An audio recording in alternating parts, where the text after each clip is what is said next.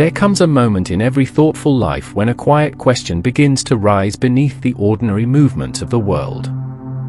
For many years we live without noticing it. Life moves forward with its familiar rhythm: education, work, responsibilities, ambitions, relationships. The world seems clear enough, and we move along with it as countless generations before us have done. Yet slowly, sometimes almost imperceptibly, another kind of awareness begins to appear. A person may have achieved comfort, recognition, or stability, and still something remains unsettled within. The outer structure of life may appear complete, yet the mind begins to wonder about something deeper. What exactly is this existence we are living? What is the nature of the consciousness through which we experience everything? And what lies behind this immense universe that surrounds us? Indian philosophy begins precisely at this moment of questioning. The sages who gave birth to the tradition of Vedanta did not begin with belief. They did not begin with dogma or rigid doctrine. They began with inquiry.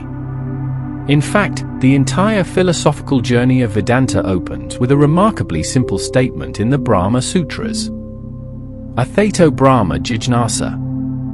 Now, therefore, begins the inquiry into Brahman. This small sentence carries enormous meaning. It does not say that now begins faith. It does not say that now begins worship. It says, now begins inquiry. The word Brahman here does not refer to a personal deity in the conventional sense. In Vedantic thought, Brahman refers to the ultimate reality, the fundamental principle that underlies the entire universe. The sages asked a question that is perhaps the most profound question human intelligence can ask. What is the ultimate nature of reality? But the aphorism begins with an important word, atha, meaning now. This now does not refer to a moment in time. It refers to a moment in understanding. It suggests that a person begins the inquiry into ultimate truth only when life itself has matured enough to provoke the question. Human life, when observed carefully, reveals something rather striking. Everything we experience is constantly changing. Childhood passes into youth. Youth slowly moves into maturity. Maturity eventually gives way to old age. The body changes. Circumstances change. Relationships change. Entire societies transform over time. Even our thoughts and emotions shift from moment to moment. Yet amidst this constant change, something appears to remain strangely steady. There is an awareness within us that witnesses all these transformations. When you remember your childhood, the body that lived those experiences is no longer the same. The mind that interpreted the world then has also evolved in many ways. Yet something within you still feels continuous. There is a simple awareness that says, quietly and unmistakably, I am. Advaita Vedanta begins its investigation precisely here. What exactly is this awareness? Is it merely a function of the brain?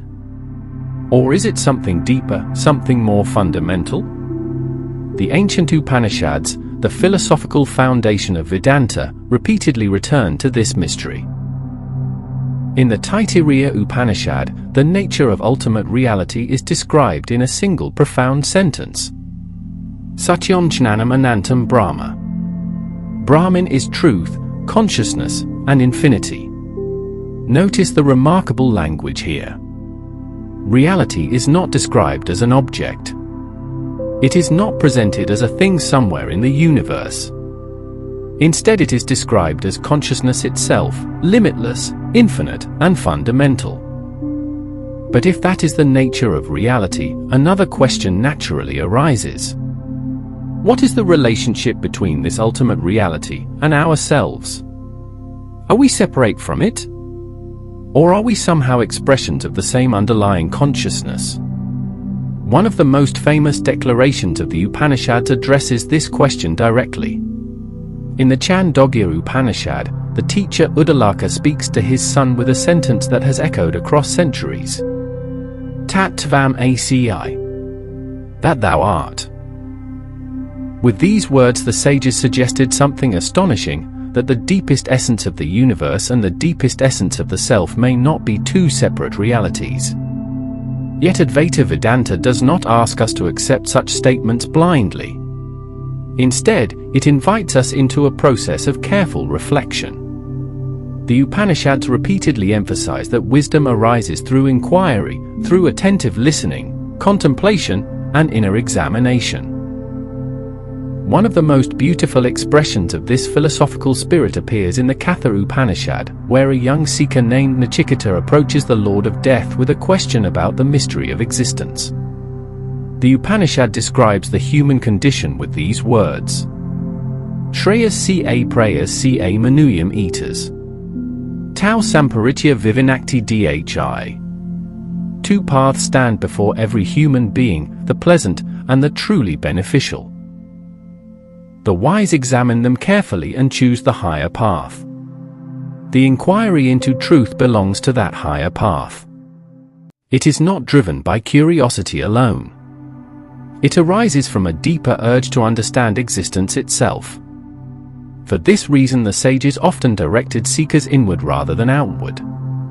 The universe outside us is vast and mysterious, yet the consciousness through which we perceive that universe may hold an even deeper mystery.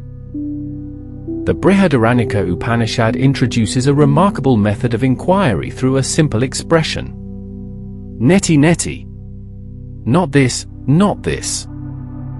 The seeker begins to examine every aspect of experience. The body is observed, therefore it cannot be the observer. Thoughts arise and pass, therefore they too are objects of observation. Emotions appear and disappear, they too are witnessed. Gradually a profound question begins to emerge. If everything can be observed, who is the observer? Advaita Vedanta begins its journey with this question. When the sages declared Athaito Brahma Jijnasa, now begins the inquiry into Brahman. They were not presenting a doctrine. They were opening a doorway into one of the deepest philosophical explorations humanity has ever known.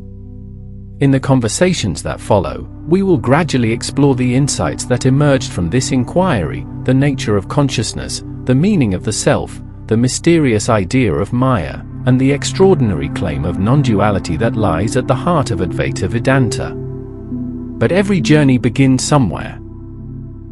And the journey of Advaita begins exactly where the ancient sages began. With a question. What is the true nature of reality? And perhaps an even more subtle question remains waiting behind it. Who is the one that is asking?